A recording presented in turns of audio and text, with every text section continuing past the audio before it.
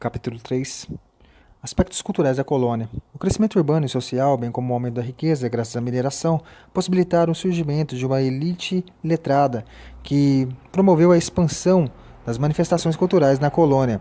No decorrer do século XVIII, a literatura, a arquitetura, a música e as artes plásticas começaram a ganhar contornos próprios, mesmo sofrendo uma profunda influência dos países europeus. Padre Antônio Vieira, 1606-1697. É certamente um dos maiores escritores da língua portuguesa. Veio ao Brasil e, como jesuíta, dedicou parte de sua vida à colônia, fazendo pregações na Bahia, em Olinda e em São Luís. Ocupou vários cargos na corte e esteve em vários países em missões diplomáticas.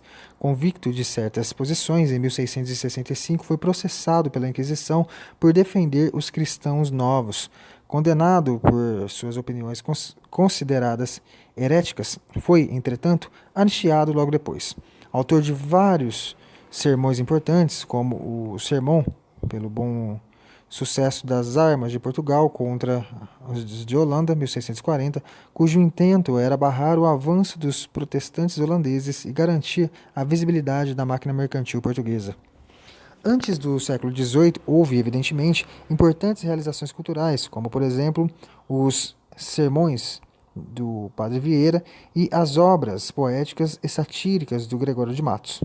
Porém, somente com a consolidação e urbanização da sociedade de Minas Gerais é que foi possível o surgimento de três condições essenciais para se poder falar em literatura propriamente dita: autor, obra e público. A partir daí foram criados hábitos até então inexistentes na sociedade colonial. Os saraus, que a alta sociedade promovia, incluía sessões musicais, além de recitais de poesia. As missas passaram a ser cantadas, aumentando a produção de músicas sacras e destacando-se José Joaquim Emérico Lobo de Mesquita, que compôs obras de grande valor artístico, como, por exemplo, Antífona de Nossa Senhora. O movimento iluminista, que se desenvolvia na Europa, especialmente na França, exerceu forte influência sobre a elite cultural de Minas Gerais, apesar das proibições da metrópole quanto à entrada de obras de pensadores iluministas como Voltaire e Rousseau. Em meados do século XVIII, apareceram as primeiras agremiações literárias, com a Arcádia Ultramarina, na qual se destacavam Cláudio Manuel da Costa, Tomás Antônio Gonzaga e Alvarenga Peixoto, conhecidos como a Pléiade Mineira. Mas não foi apenas em Minas Gerais que despontaram literatos, pois na Bahia foram fundadas a Academia Brasileira dos Esquecidos e a Academia dos Renascidos. No Rio de Janeiro surgiu a Academia dos Felizes. Foram os árcades mineiros que introduziram o sentimento de nacionalismo na literatura, possível de se perceber nas obras de todos os componentes da Pléiade Mineira.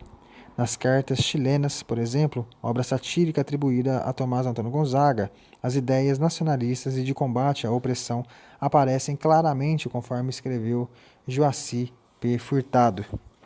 As cartas chilenas são um poema satírico que Critilo, escrevendo de Santiago do Chile, remeteu a Doroteu na Espanha, criticando o governo de Fanfarrão Minésio.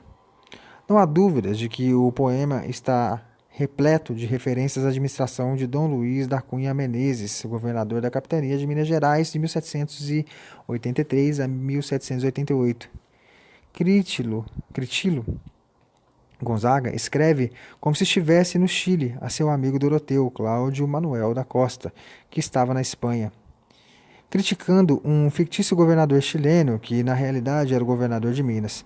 Todo esse cuidado em disfarçar a crítica se justificava pela violência com que a metrópole portuguesa costumava tratar os colonos que questionavam a exploração colonial.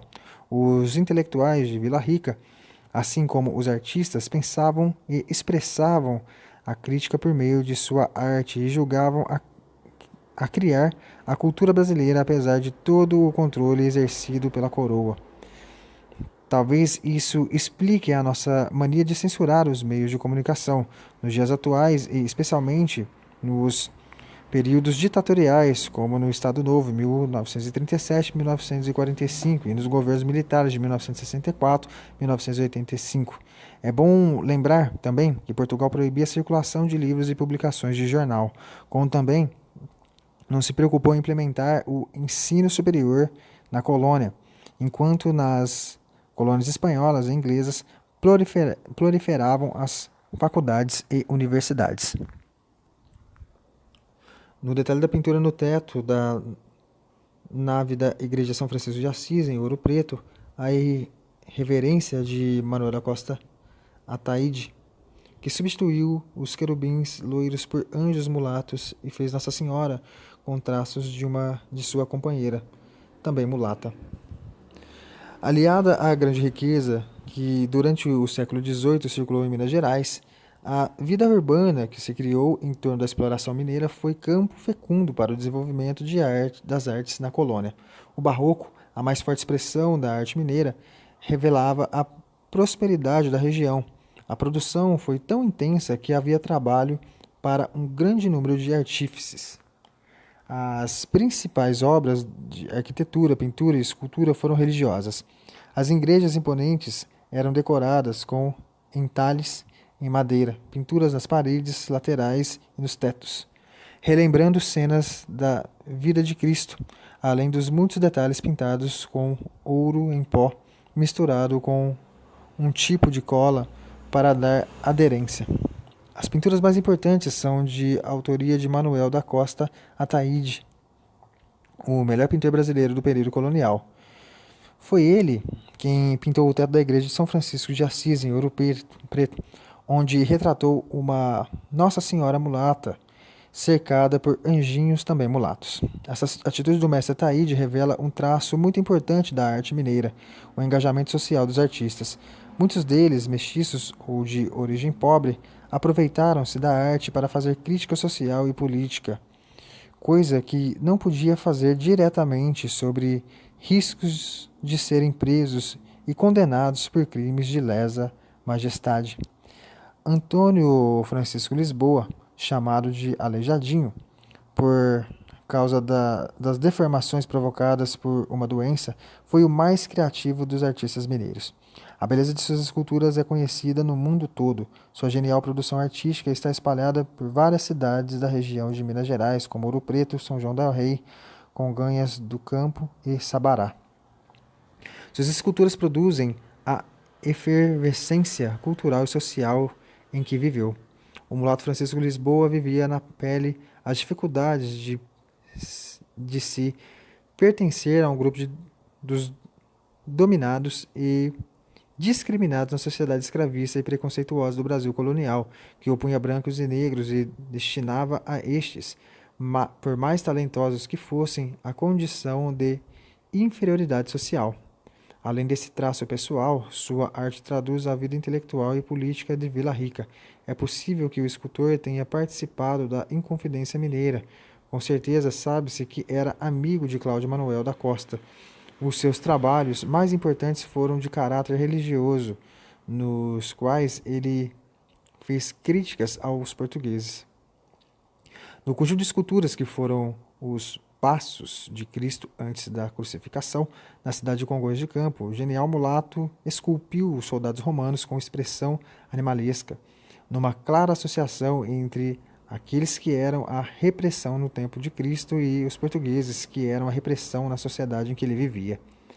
Há ainda o fato de que a imagem de Cristo morto tem a marca de uma corda no pescoço, o que muitos estudiosos entendem que se trata de uma representação de Tiradentes morto na forca. Jovem Daniel,